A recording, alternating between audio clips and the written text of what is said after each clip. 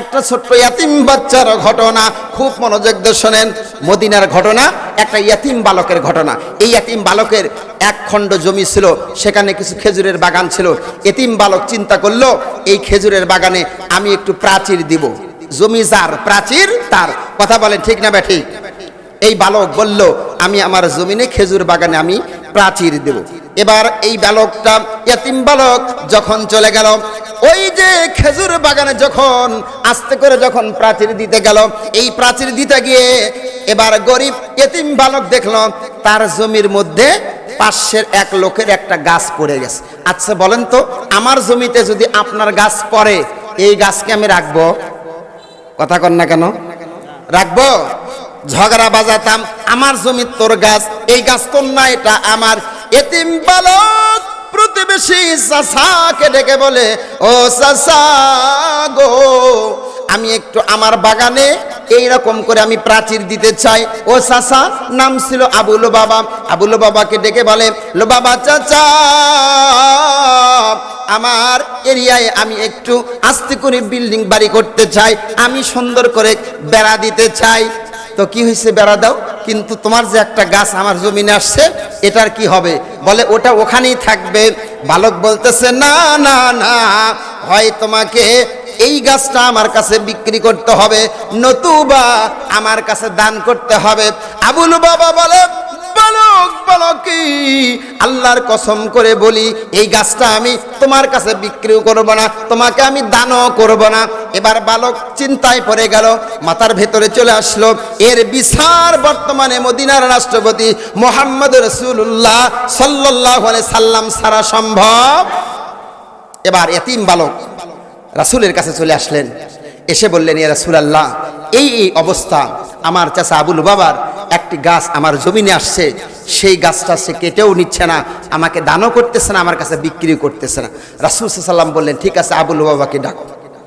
আবুল বাবাকে ডাকা হলো। আবুল বাবা, ঘটনা কি এই নাকি অবস্থা? বলে, হ্যাঁ। আল্লাহর নবী আবুল বাবাকে ডেকে বলল, আবুল বাবা রে, এতিম মানুষ, গরিব মানুষ, গাছটা দান করে দাও অথবা বিক্রি করো। বলে, না, বিক্রিও করবো না, দানও করবো না। বিশ্বনবী বললেন, আবুল বাবা, এই গাছটা যদি এতিম বালককে তুমি দান করে দিতে পারো, আমি রাসূল তোমার জন্য জান্নাতের জিম্মাদারি হব। সুবহানাল্লাহ। গাছ কয়টা? জিম্মাদারি নিলেন কে? কিসের জিম্মাদারি? জান্নাতের জিম্মাদারি। আচ্ছা বলেন তো, এমন পরিবেশে যদি আপনাকে বলা হয় একটা গাছের বিনিময়ে একটা জান্নাত, এই চান্স কি আমরা ছেড়ে দিব? জোরে বলেন, ছেড়ে দিব? আওয়াজ দিয়ে বলেন, ছেড়ে দিব? না না না, ছেড়ে দিব না। কিন্তু এবার আবুল বাবা বলতেছে, হুজুর, আপনি যে প্রস্তাব দিয়েছেন, সরি হুজুর, সরি, আমি এটা মানতে পারবো, এটা করতে পারবো না। তাহলে কি করা যায়? কথোপকথন হতে হতেই এবার আবু দাহাদা নামক একজন সাহাবী দাঁড়িয়ে গেলেন। কি নাম? ঘুমাচ্ছেন নাকি? আজকে বোঝা যাচ্ছে সমস্যা হচ্ছে? ও বন্ধু, এবার আবু দাহাদা আল্লাহর নবীর সাহাবী আস্তে করে নরম সুরে দাঁড়িয়ে গেলেন, নবীর দিকে লক্ষ্য করে বলতেছেন, ইয়া রাসূলুল্লাহ, ইয়া হাবিবাল্লাহ, ওই যে আবুল বাবার গাছটা যদি আমি ক্রয় করে গরিব বালককে দিতে পারি, নবী আপনি কি আমার জন্য জান্নাতের জিম্মাদারি হবেন? নবী বলে, 100% অবশ্যই তোমার জন্য জান্নাতের জিম্মাদারি হব। এবার আবুল বাবার সঙ্গে আবু দাহাদার কথোপকথন শুরু হলো। আবু দাহাদা বলতেছে, আবুল বাবা, তুমি কি আমারে চেনো? বলে, হ্যাঁ, তোমারে আমি চিনি। আবুল বাবা, তুমি বলো তো, আমার যে একটা 600 খেজুর বাগান বিশিষ্ট আছে, এটা যে আমার প্রসিদ্ধ বাগান, মদিনার শ্রেষ্ঠ বাগান, এটা কি তুমি জানো? বলে, হ্যাঁ জানি তো। ও আবুল বাবা, তুমি কি জানো সেই বাগানের ভিতরে আমার চমৎকার একটা বাড়ি আছে? বলে, হ্যাঁ এটাও জানি। আবুল বাবা, তুমি কি জানো আমার সেই বাগানের মধ্যে সুন্দর একটা চৌবাচ্চা আছে পানি পান করার জন্য, এটা কি জানো? বলে, হ্যাঁ। এবার আবু দাহাদা ডেকে বলে, আবু বুলু বাবা রে, তোর একটা খেজুর গাছের বিনিময়ে আমি আবু দাহাদা আমার 600 খেজুরের বাগান তোকে আমি দিতে চাই, আমার সুন্দর বাড়িটাও তোকে দিতে চাই, আমার চৌবাচ্চাও দিতে চাই। আবু লুবাবা বল বল, একটা গাছের বিনিময়ে আমি তোকে এতগুলো দিতে চাই, তুই রাজি কিনা? এবার আবু লুবাবা বলতেছে, বলেন কি, মাথা ঠিক আছে? বলে, হ্যাঁ আমার মাথা ঠিক আছে। দিবি কিনা সেটা বলে। বলে, হ্যাঁ এটা যদি হয় আমি তোমারে দিব। আল্লাহু আকবার বলে। বিনিময় হয়ে গেল। একটা গাছের বিনিময়ে 600 খেজুরের বাগান দিয়ে দিল। চিন্তা এখানে শেষ না, ঘটনা এখানে শেষ না। আবু দাহাদা বলতেছেন, ইয়া রাসূলুল্লাহ, ইয়া হাবিবাল্লাহ, আমাকে আর দেরি করায়েন না, আমাকে বাড়িতে যেতে হবে। ওই বাড়িতে আমার পরিবার রয়েছে, তাদেরকে বের করে আনতে হবে। আবু দাহাদা দেরি করলেন না, এমন জোরে একটা দৌড় দিলেন, এক দৌড়ে বাড়িতে চলে গেলেন। বাড়িতে গিয়ে সালাম দিলেন, আসসালামু আলাইকুম ওয়া রাহমাতুল্লাহ। বিবি রে, দেরি করো না, দেরি করো না, তাড়াতাড়ি বের হয়ে আসো। বিবি জিজ্ঞাসা করে, কি জন্য বের হব? আসেন স্বামী, ভেতরে আসেন। স্বামী বলে, না না, যেই বাড়ি বিক্রি করে দিয়েছি ওই বাড়িতে আমি আর ঢুকবো না। ও প্রাণের বিবি, দেরি করো না, জলদি করে বের হয়ে আসো, তোমার সন্তানদেরকে নিয়ে বের হয়ে আসো। এবার স্ত্রী জিজ্ঞাসা করেছে, প্রাণের স্বামীরে, ঠিক আছে, বাগান যেহেতু বিক্রি করে দিয়েছো অবশ্যই বের হব, তবে একটা কথা জানতে চাই। স্বামী বলেন, বলেন, এত সুন্দর বাগান আপনি কত টাকায় কার কাছে বিক্রি করেছেন? আমাদের স্ত্রীরা হলে কি করতো? কার অনুমতি নিছ? একটু পরামর্শ করা লাগে না? আছে না নাই? স্বামীকে প্রশ্ন করলো, স্বামী বলো বলো, স্বামী গো জলদি করে বলো, কত টাকায় বাগানটা বিক্রি করছো?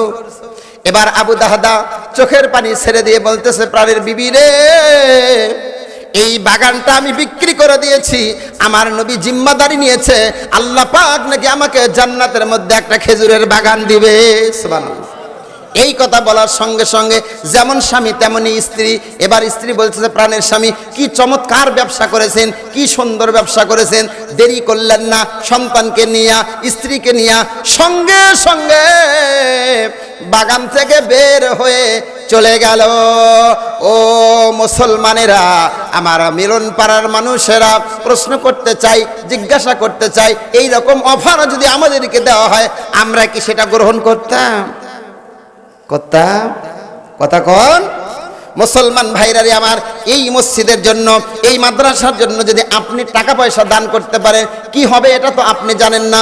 আল্লাহর কোরআন খোলেন, সূরার নাম হচ্ছে ফাতির, আয়াত নাম্বার 29। আল্লাহ পাক বলে, 30 পারা কোরআনের মধ্যে ছোট্ট একটা সূরা আছে, সূরার নাম ফাতির, আয়াত নাম্বার 29। এই সূরা ফাতিরের মধ্যে আমার আল্লাহ পাক 3টা ব্যবসার কথা বলছেন। এখানে ধানের ব্যবসায়ী আছেন, পাটের ব্যবসায়ী আছেন, গরুর ব্যবসায়ী আছেন, বিভিন্ন ব্যবসায়িক লোকজন আছেন। ও ব্যবসায়ী ভাইয়েরা, আপনাদের কাছে জানতে চাই, বলেন তো, ব্যবসার মধ্যে লাভ আর লস দুটার সমন্বয় আছে না নাই? আছে না নাই? ব্যবসা করলে লাভও হয়, লসও হয়। আল্লাহ কয়, দুনিয়ার মানুষ তোমরা ভালো করে শোনো, আমি আল্লাহ 3টা ব্যবসার কথা বলবো। এই 3টা ব্যবসা করবে যারা, জান্নাত পাবে তারা। 3টা ব্যবসা করবে যারা, জীবনের গুনাহ মাফ পাবে তারা। ও মুসলমান, যেই ব্যবসা করলে জীবনের গুনাহ মাফ হয়, যেই ব্যবসা করলে আল্লাহর জান্নাত পাওয়া যায়, সেই ব্যবসা করতে আপনারা রাজি আছেন না নাই? তাহলে কোরআন শুনেন, আল্লাহ পাক বলছেন, ইন্নাল্লাযীনা ইয়াতলুনা কিতাবাল্লাহ, যারা এই কোরআন পড়ে, মাদ্রাসার ছাত্ররা কোরআন পড়ে। তা আপনি তো কোরআন পড়তে পারেন না। ওয়া আকামুস সালাহ, 2 নম্বর ব্যবসা, নামাজ পড়ে যারা, 1 নম্বর কোরআন পড়ে যারা, 2 নম্বর নামাজ পড়ে যারা, 3 নম্বর ওয়া আনফাকু মিম্মা রাযাকনাহুম সিররা ওয়া আলানিয়াতান ইয়ারজুনা তিজারাতান লান তাবুর। আল্লাহ বলে, 1 নম্বর ব্যবসা কোরআনের ব্যবসা, কোরআন পড়বে, কোরআন শিখবে। 2 নম্বর 5 ওয়াক্ত নামাজ। 3 নম্বর, আমি আল্লাহ তাদেরকে যে সম্পদটা দিয়েছি, এই সম্পদ যদি আমি আল্লাহ রাস্তায় ব্যয় করতে পারে, খরচ করতে পারে, আমি আল্লাহ বললাম এই 3টা ব্যবসা এমন একটা ব্যবসা, এই ব্যবসার মধ্যে আমি আল্লাহ ঘোষণা দিলাম, কোনো লস নাই, লস নাই, শুধু লাভ আর লাভ। ব্যবসার কথা কয়টা বললাম ভাই? 3টা। একটা কোরআন পড়া, নামাজ পড়া, সম্পদ আল্লাহ রাস্তায় ব্যয় করা। সংক্ষিপ্ত আকারে আল্লাহ রাস্তায় ব্যয় করলে আল্লাহ পাক বান্দাদেরকে 10টা পুরস্কার দেয়। কয়টা? জোরে বলেন, কয়টা? সংক্ষেপে বলি, 1 নম্বর পুরস্কার, আল্লাহ বলে, বান্দা শোনো, তোমার জাহান্নামে যাওয়ার ভয় নাই, জান্নাতে যাওয়ার চিন্তা নাই। যেই ব্যবসা করলে জাহান্নামের ভয় নাই, জান্নাতে যাওয়ার চিন্তা নাই, সেই ব্যবসার প্রয়োজন আছে। সংক্ষেপে বলি, সূরার নাম বাকারা, 274 নম্বর আয়াত। আল্লাহ পরে, দান করো, আমি তোমাকে ভালোবাসবো। সূরার নাম ইমরান, 134 নম্বর আয়াত। 3 নম্বর পুরস্কার, আত্মার কালিমা দূর করে দেয়। গুনাহ করতে করতে এই আত্মার মধ্যে একটা কালো দাগ পড়ে যায়, আল্লাহ বলে, দান করো, এই কালো দাগটাকে দূর করে দিব। সূরার নাম লাইল, আয়াত নম্বর 18। 4 নম্বর পুরস্কার, যদি তুমি দান করতে পারো, আল্লাহ তোমার সমস্ত রোগ ব্যাধিকে ভালো করে দিবে, সকল রোগ থেকে মুক্তি করবে। সূরার নাম বাকারা, আয়াত নম্বর 271। আল্লাহ পাক বলে, সম্পদ বৃদ্ধি করব। 9 নম্বর, আমি আল্লাহ পাক তোমাকে 1 টাকা দান করলে 10 টাকা দেব, তারপরে আসছে 1 টাকা দান করলে 700 টাকা দেব, তারপরে আসছে আরশের নিচে জায়গা করে দিব 10 নম্বর পুরস্কার, আমি আল্লাহ তোমাকে জান্নাতুল ফিরদাউস দান করে দিব। বলেন সুবহানাল্লাহ। সময় এই 10টি সম্পর্কে পয়েন্টে কথা বলতে গেলে লম্বা সময় লাগবে, ছোট্ট একটা ঘটনা বলে শেষ করি। অনেকেই চিন্তা করেন হুজুর আমায় দুনিয়ার দরকার, আখিরাতে দরকার নাই, এই দুনিয়াতে চাই। আল্লাহ কয় বান্দা দুনিয়াতে চাও, আমি আল্লাহ তোমাকে দুনিয়াতেই দিব। সুবহানাল্লাহ। যারা বলতেছেন আখিরাতে দরকার নেই হুজুর, দুনিয়ার চাই, নগদ চাই, কারণ বাংলাদেশি মানুষ খুব চালাক, নগদে বিশ্বাসী, বাকির নাম কি ফাঁকা, বাকির মাথায় হাত। কথা বলেন ঠিক না বা ঠিক? আমার ভাইরা ছোট্ট একটা ঘটনা বলি। নাম হলো হযরতে আলী। উনি বিবির খাবারের জন্য বাজারে গেলেন, অনেক কষ্ট করে একটা আনার ফল সংগ্রহ করলেন। এই আনার ফলটা নিয়ে বাসার দিকে রওনা করলেন। রাস্তার মধ্যে প্রতিমধ্যে ফকিরের সঙ্গে দেখা। ফকির বেটা জিজ্ঞাসা করে, ভাই আলী খাবার কিছু আছে? 3 দিন থেকে খাই না, একটু খাবার দাও। আলী কি ক্ষুধা নাকি? আলীর পেটে ক্ষুধা নাই? আলী ফল নিয়েছেন কার জন্য? বিবির জন্য। বিবি অসুস্থ, ফল চেয়েছেন। আলী দেরি করলেন না, পকেটের ভিতর থেকে ফলটা বের করে দিলেন। হযরতে আলী মন খারাপ করে বাড়িতে চলে গেলেন। বিবির সঙ্গে কথা, বিবি বলতেছে, প্রাণের স্বামী মন খারাপ করছেন কেন? ফল পাননি তো, কি হয়েছে? আল্লাহ তোমাকে সুস্থ করে দিয়েছে। আল্লাহু আকবার। স্বামী স্ত্রী কথা চলছে, কিছুক্ষণ পরই আল্লাহ নবীর একজন সাহাবী নাম সালমান ফার্সি গিয়ে ডাক দিচ্ছে, ও হযরতে আলী দেরি করো না, জলদি করে রুম থেকে বের হয়ে আসো। হযরতে আলী আলীকে ডাক দিয়ে বলে, সালমান ফার্সি রে, কি জন্য আমার বাড়িতে এসেছো? সালমান ফার্সি বলতেছেন, হযরতে আলী আপনার বাড়িতে আসছি, এই যে দেখেন আমার মাথায় ঝাঁকা, আল্লাহ নবী আপনার জন্য কিছু হাদিয়া পাঠিয়ে দিয়েছে। এবার সালমান ফার্সি মাথা থেকে ঝাঁকাটা নামাইলেন। নামানোর পর হযরতে সালমান ফার্সি হযরতে আলীকে 9টা আনার ফল দিলেন। 1 2 3 4 5 6 7 8 9, 9টা আনার ফল যখন হযরতে আলীর হাতে তুলে দিল, আলী বলতেছে, ভাই সালমান ফার্সি তুমি ভুল রাস্তায় আসছো, এই 9টা ফল আমার না, এই 9টা ফল অন্য কারো। সালমান ফার্সি জিজ্ঞাসা বলে, কেন? তোমারই জন্যই তো নবী দিয়েছে। আলী বলতেছে, না না, আমার নবী যদি আমাকে দিয়ে থাকে 9 হবে না, আমার জন্য হবে 10। সুবহানাল্লাহ বলে, আমার জন্য কি হবে? 10। কেন? সালমান ফার্সিকে বলতেছে, ও ভাই সালমান ফার্সি রে, আমি আজকে একটা আনার ফল আমি ফকিরকে দান করেছিলাম। আল্লাহর ওয়াদা হলো এই দুনিয়াতে যদি 1 টাকা দেয়, 1 টাকার বিনিময়ে 10 টাকা দেয়। আমি আজকে দিনের বেলা ফকিরকে আমি একটা আনার ফল দান করেছি। আল্লাহর ওয়াদা মতো মান জা বিল হাসানাতি ফালাহু আশরু আমসালিহা, একটা ভালো কাজ করলে 10টার সওয়াব পাওয়া যায়। ও মুসলমান ভাইরা রে, এই জন্য হযরত আলী সালমান ফার্সিকে ডেকে বলে, ভাই রে ভাই, এইটা আমার ফল না, এটা অন্য কারো।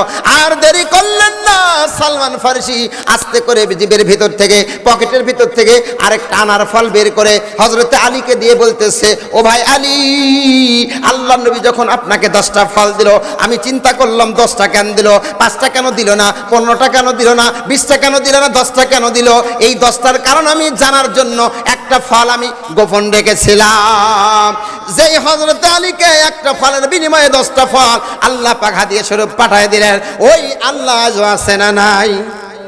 না, বয়স হয়ে গেছে, আল্লাহর কাছে অত ভান্ডার নাই। আছে? দানে ধন বাড়ে, দানে ধন বাড়ে। আল্লাহর বরকত কি বুঝতে যদি চান একটু ব্রেনে প্রশ্ন করেন। সংক্ষেপে বলি, রমজান মাস সারা দিন না খাওয়া, 1000 রকমের আইটেমের সামনে ইফতারি আসে। খাওয়ার আগ পর্যন্ত বারবার ঘড়ি দেখি, বারবার ঘড়ির দিকে তাকায়, কখন খানা খাবো, কখন খানা খাবো। আর চিন্তা হয় যখনই আজান দিবে সামনে যত খাবার সব খেয়ে ফেলবো, আর টিবলের পানি প্রয়োজন টিবল তুলে সব খাবো। কিন্তু মুসলমান ভাই যখন মুয়াজ্জিন শুরু হলো তখন আজান দেয়, আল্লাহু আকবার, আল্লাহু আকবার, বিসমিল্লাহ বলে যখন তুমি ইফতারি শুরু করো, মুসলমান বলো তো ইফতারের আগে যে সমস্ত টেন্ডেন্সি মনের মধ্যে ছিল সব খেয়ে ফেলবো, খাওয়া যায়? কেন যায় না? এটা কার বরকত? জোরে বলেন কার?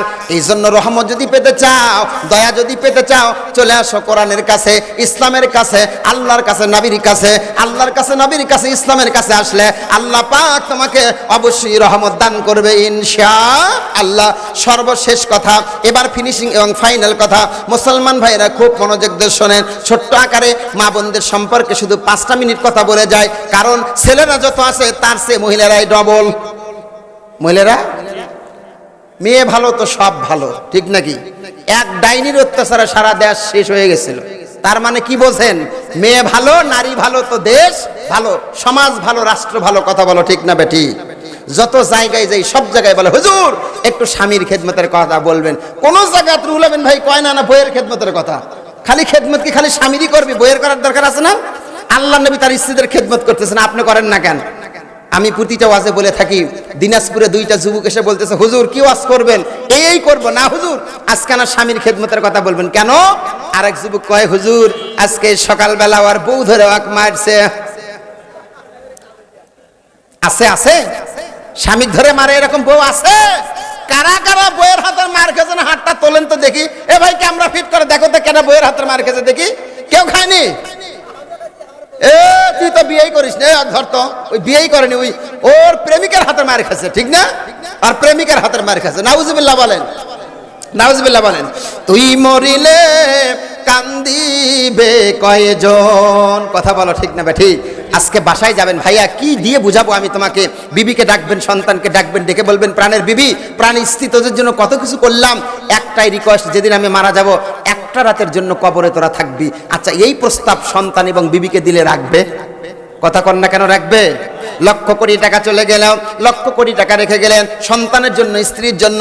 ওই সন্তান ওই স্ত্রী একটা রাতের জন্য, একটা ঘন্টার জন্য তোমার সঙ্গে কবরে থাকবে না, একা একা মাটির ঘরে তোমাকে থাকতে হবে।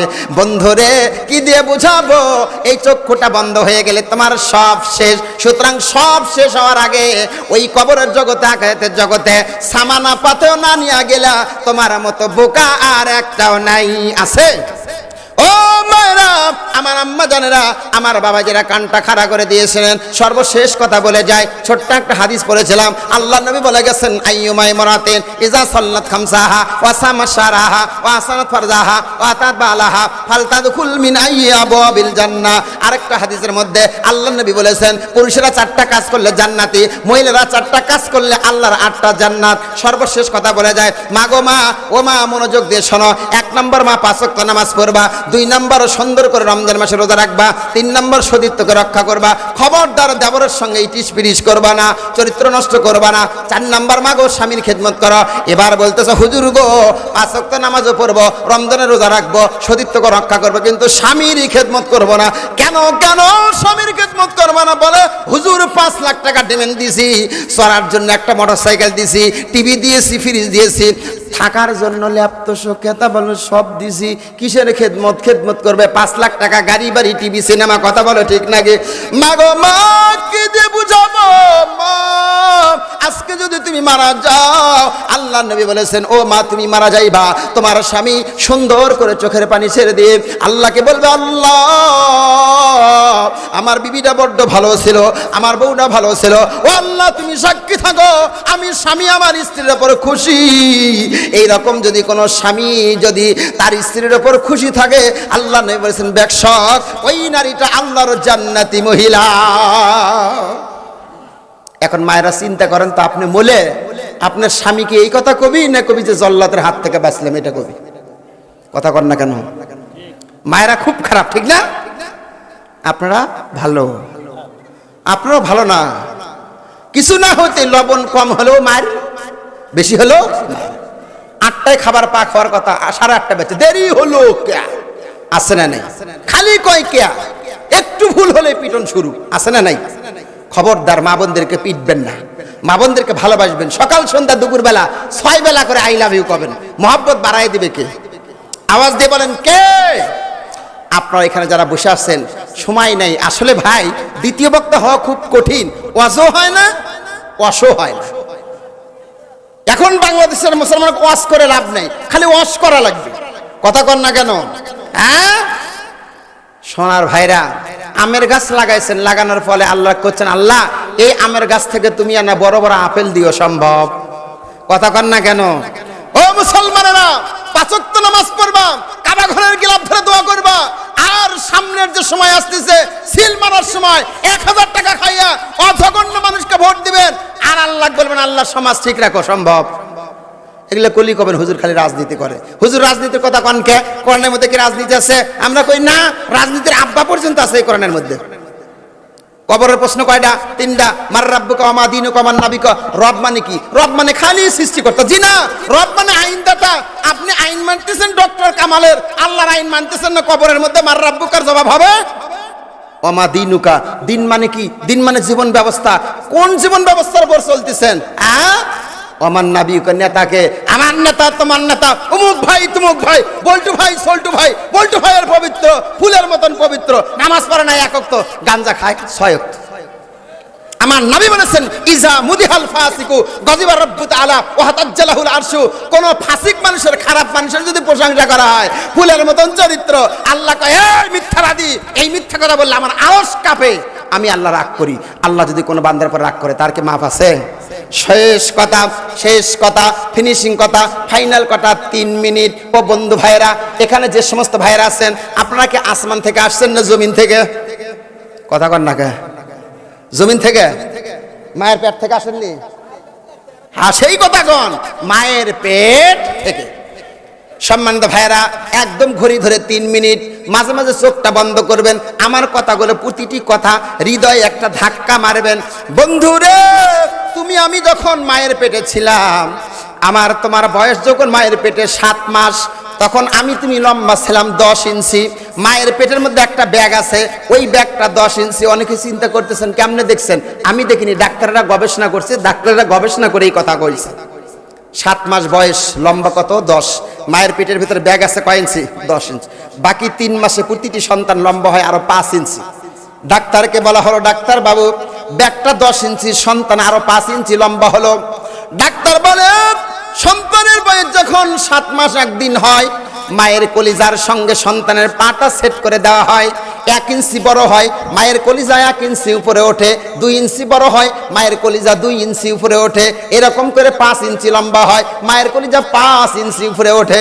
বন্ধুরে, ডাক্তাররা বলল, দুনিয়ার মানুষ শোনো রে, সন্তানের পাটা দিয়া মার কলিজা যখন আস্তে আস্তে করে উপর দিকে ওঠে, মা সইতে পারে না, মা কষ্ট সইতে পারে না, কাউকে বলতে পারে না, এত ব্যথা এত বেদনা সহ্য করে।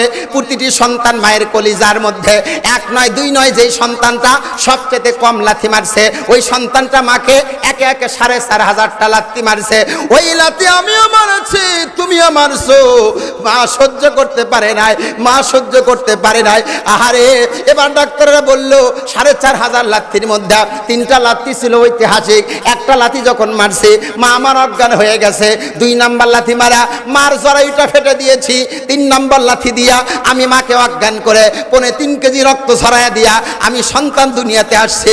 ও বন্ধু, চিন্তা করেন একবার, ওই মায়ের সামনে আমি সন্তানের একটা আঙ্গুল যদি কেটে যায়, একটা ফোঁটা পানি যদি বের হয়, একটা ফোঁটা রক্ত বের হয়, মা সইতে পারে না। বাবা কেমনে আঙ্গুল ফেটে গেল, রক্ত কেমনে ঝরলো, মা গো মা, আমি সন্তানের একটা ফোঁটা পানি, একটা ফোঁটা রক্ত তুমি সহ্য করতে পারো না। মা গো, আমি ওয়ালিউল্লাহ তোমার জরায়ু ফেটে দিয়া 4,500 লাথি মারা। মা গো, আমি এই দুনিয়াতে আসছি, মা তোমাকে আমি কত কষ্ট দিয়েছি, 3.5 কেজি রক্ত ছড়াই দিয়েছে।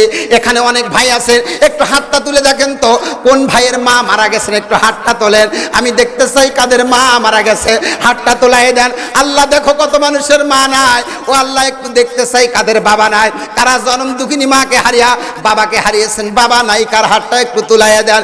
এবার সবাই হাত তোলেন, কাদের বাবাও নাই, মাও নাই, মাকেও হারাইছেন, বাপকে হারাইছেন। এই ভাইগুলো একটু হাতটা তুলে আল্লাহকে দেখায় দেন।